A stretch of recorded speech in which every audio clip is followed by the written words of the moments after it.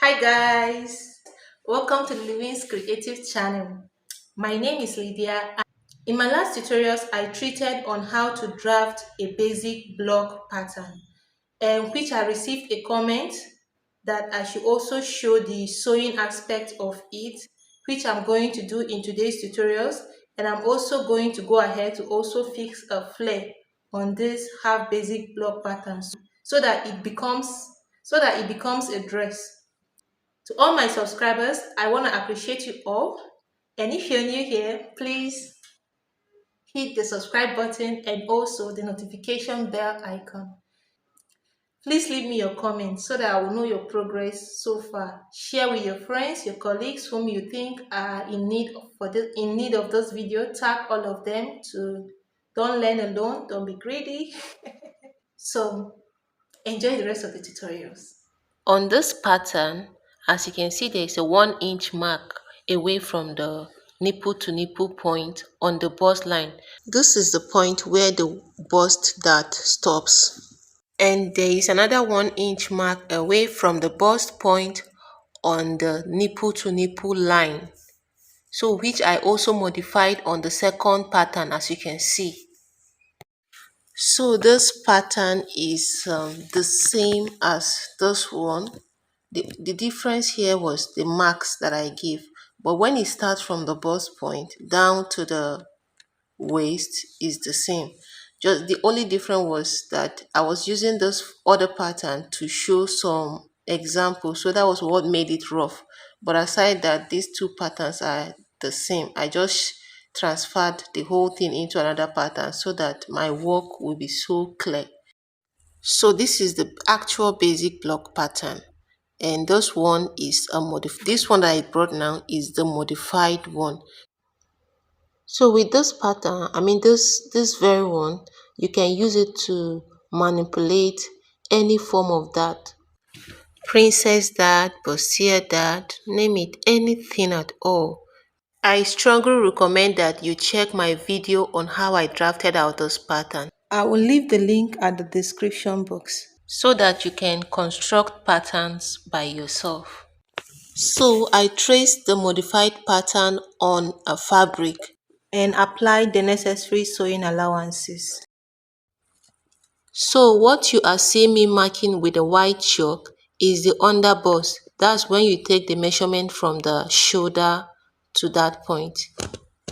So because my underbust is larger than my waist, I want to take the stitch in at least by 0.25 on both sides. This contours the bust, that is, it brings out the actual shape of the bust. But guys, you can sew it like that, there is nothing bad in it. But if you choose to do it this way too, it's also fine. It's good you discover things by yourself. I have also traced the back pattern on a fabric. So as you can see, I gave it their respective sewing allowance. On the shoulder, I gave it ½ inch allowance. On the neck is ½ inch allowance. On the waist is ½ inch allowance. Then for the zip side is 1 inch allowance. I also gave it 1 inch allowance at the other side. I also transferred that from patterns to fabric in order to guide me when I'm sewing. So now I'll just go to my machine and stitch up all the necessary dart. So as you can see, I have applied my front dart, the side, the bust dart, and also the waist dart. And also for the back, I did the same thing. I applied dart as well. So now I'm going to be laying the back pattern onto the front on the side in order to stitch it up by the side by 1 inch. I gave it 1 inch allowance. So I'm going to be using the same 1 inch allowance to stitch it like this. So I'm going to do the same thing to the other one. I'm stitching it up by 1 inch, and this is it. So I have stitched the side by 1 inch, as you can see. Next, I'm going to be joining the shoulder by ½ inch in this manner. I added ½ inch while I was cutting it, so I'm stitching up ½ inch as well. So I have stitched it and this is how it looks. Now I'm going to be drafting out a flare. I'm folding it into two as you see me doing, and also fold it again in this manner. So once I'm done with that, I will just secure it with a pin so that it doesn't shift. This isn't a full flare. This is a half flare. To calculate the radius I'm going to be using for this flare, it's the circumference. The circumference here is the waist divided by 3.142. So my waist is 30. So 30 now divided by 3.142. That should be around 9.52. So now I'm going to be marking this 9.52 on this flare in vertical form like this. I'm going to be placing my tape on the tip of the flare at the sharp edge. And I'm now going to be marking out 9.5. I'm going to still leave my tape on that same tip while pivoting my tape in this manner so that I can fully get 9.5 round like this. Next, I'm going to go ahead to connect this marks with a curved line like this. So now I am marking half inch below the curve line. This is for the sewing allowance. 18 is my half length, so placing 18 on that half inch allowance, I'm going to be marking out 35, which is the dress length.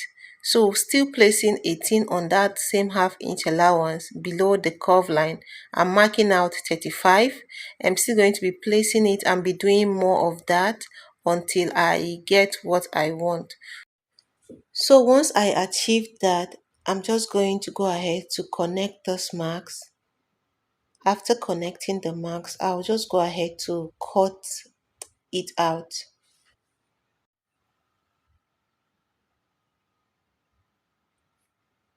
So now on the zip side of this flare, I'm going to go down by at least 5 inch, though that depends on the size of your hip.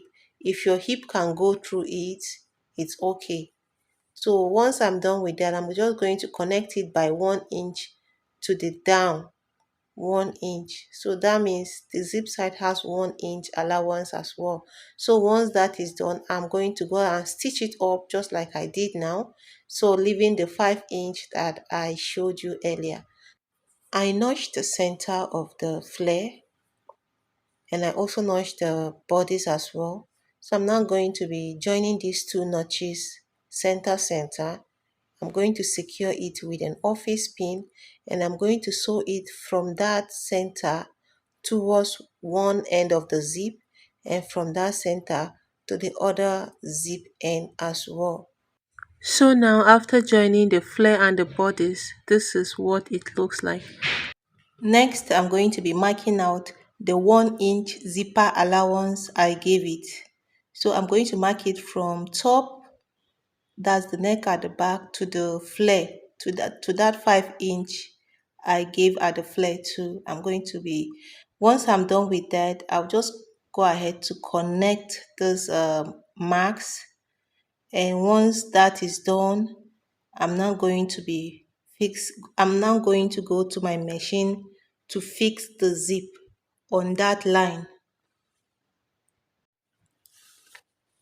This is what is called a zipper foot. It is used to fix zips onto outfit, most especially invincible zip. So as you can see, I am fixing my zip from the bottom. Everybody has a method that works for them best. So for me, fixing my zip from the bottom usually works best for me. So whichever way that works best for you, do it. So when I'm fixing an invincible zip, I run a stitch twice. The first stitch is to hold the zip that's the invincible zip onto the fabric. So that's exactly what I'm doing. While I'm doing it, I'm checking the 1 inch. I'm doing it on top the 1 inch allowance I marked. So while you're sewing, you keep adjusting. So I am done fixing one side of the zip. So on the other part, before I start stitching the zip onto the fabric, I have to make sure that the joining at the half length aligns with each other on the zip. So once I'm sure of that, I'm now going to use an office pin to secure the position so that it doesn't shift from the position. So once I'm done with that, I'm just going to start sewing from the top. That's from the neck at the back, not the bottom this time around, because I'm following the positioning of the zipper foot. The outer part is the one that has the needle hole. So you have to sew it in this way if you're using my method. But just have it in mind that the outer part of the zipper foot is the one that has the needle hole.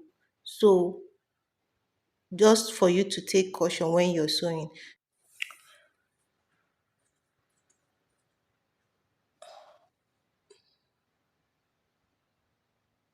This is how the first stitch looks like. You can see. So it's an invincible zip. So this is how the first stitch will look like. Now I'm going to run another stitch on it, starting from the bottom.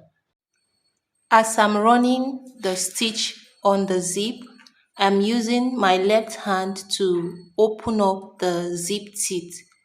While I open up the zip teeth, there is a line that shows where exactly to run your stitch. It's there. So this is what you continue doing as you're opening it up with your left hand. That's as you're opening or widening the zip teeth, you're seeing a line to go through with your zipper foot. So now that I'm done with one part, I'll just go over and do the other part.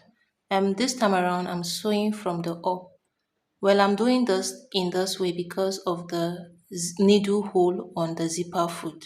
So the needle on the zipper foot is meant to be closer to the zip teeth. So that's what to do.